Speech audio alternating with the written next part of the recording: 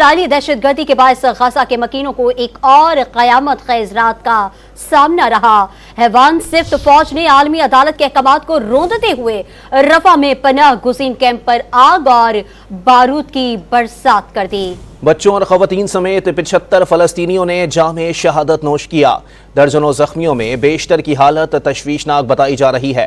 Israel ने Hamas के chief of staff समेत 2 ओहदेदारों को मारने का दावा किया है।